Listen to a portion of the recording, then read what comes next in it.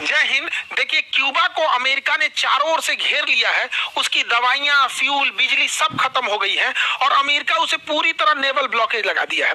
Cuba को बचाने के लिए रूस से जहाज चल चुका है। 10 दिन बाद ये रूस का जहाज क्यूबा में पहुंचेगा।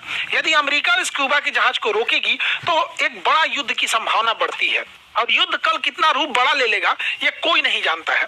लेकिन इससे पहले हम समझते हैं कि क्यूबा पर अमेरिका ने कैसे सैंक्शन लगाए और रूस ने क्यूबा में अपना परमाणु मिसाइल रखा हुआ था और महज एक ऑफिसर ने रोका था, वरना रूस अमेरिका के ऊपर परमाणु बम बना दिया रहता, परमाणु बम से हमला कर दिया रहता। तो हम एक एक करके समझते हैं इसको। देखिए, क्यूबा जो है वो नॉर्थ अमेरिका के पास इस कैरेबियाई देश में आता है। इस जगह, इस समुद्र को कैरेबियन समुद्र कहते हैं। तो यहाँ जो भी देश आते हैं कैरेबियन देश आते हैं। यहाँ पर एक देश है क्यूबा। यहाँ चीनी का उत्पादन बहुत अच्छा होता है, इसलिए इसे चीनी का कटोरा कहा जाता है।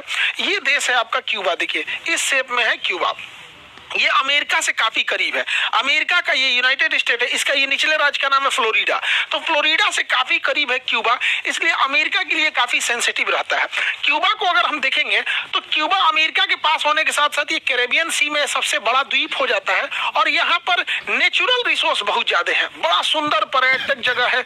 वहां पर कॉफी वगैरह का उत्पादन बहुत होता है, चीनी का उत्पादन होता है। यहाँ का सिगार यानी सिगरेट बहुत प्रसिद्ध है पूरी दुनिया में। ये सब चीजें बहुत प्रसिद्ध है और इसको खोजने निकला था कोलंबसवा। ये कोलंबसवा भारत खोजने गया। यहाँ पर ये था रहने वाला स्पेन का।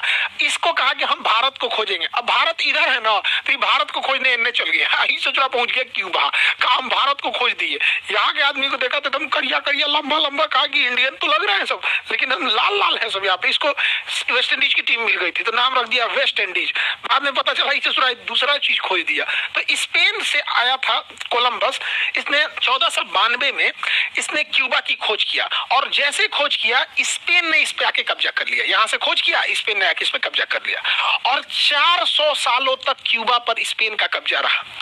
और स्पेन का जब ये कब्जा रहा तो अमेरिका अनकंफर्टेबल होने लगा कि उसके सिधाने आके कोई दूसरा देश और यहां पर कब्जा कर लिया। इसलिए अमेरिका ने अब इस यहाँ क्यूबा के लोगों को भड़काना चालू किया और अमेरिका कहा तुम लड़ो अपने देश के लिए और यहाँ के लोगों को भगाओ। विदेशी का क्या अधिकार है तुम्हारे देश के ऊपर। तो ये बहुत अमेरिका हेल्प किया और अमेरिका यहाँ पर विद्रोह भेजा, हथियार भेजा ताकि इन लोग को मारा जाए। और अमेरिका ने क्यूबा के लोगों को वादा किया, कहा कि देखो हम क्यूबा तुम्हें आजाद कराना चाहते हैं, तुम्हारे ऊपर कब्जा करना नहीं चाहते, तुम मार के भगाओ स्पेन को। और अमेरिका ने टेलर अमेंडमेंट किया 1898 में। टेलर अमेंडमेंट में अमेरिका ने वादा किया कि अमेरिका क्यूबा पे कब्जा नहीं करेगा। इसलिए क्यूबा वाले अमेरिका पे भरोसा किए और मार धार पूरा जबरदस्त हुआ और स्पेन को लंबा समय लगा। धीरे धीरे करके स्पेन को इन लोगों ने भगा दिया। अमेरिका ने टेलर अमेंडमेंट के बाद अगला अमेंडमेंट किया, बड़ा समझदार था। जब अमेरिका ने देख लिया कि अब यहां से स्पेन जाने वाला है तो अमेरिका ने यहां पर एक अलग एग्रीमेंट कर दिया, प्लाट अमेंडमेंट। प्लाट अमेंडमेंट जो था 1901 में किया गया था, बड़ी सोच समझ के। और इसमें कहा गया कि अमेरिका जो है वो क्यूबा के आंतरिक मामले में हस्तक्षेप कर सकता है, इंटरनल पॉलिटिक्स में हस्तक्षेप कर सकता है। ये कैसे भाई? और दूसरा, क्यूबा के ग्वांतनामो में अपना एक नेवल बेस रखेगा, नौसैनिक अड्डा रखेगा। ये क्यूबा है, उसकी यहाँ पर एक जगह है ग्वांतनामो। आज भी अमेरिका ग्वांतनामो में अपना नौसैनिक अड्डा रखा है और इसी ग्वांतनामो से ओसामा बिन लादेन के बारे में पता चला था। और यहाँ पर अमेरिका ने षड्यंत्र रचना चालू किया। तो टेलर अधिनियम हो गया, उसके बाद प्लाट एक्ट हो गया 1901 और 1902 में क्यूबा आजाद हो गया।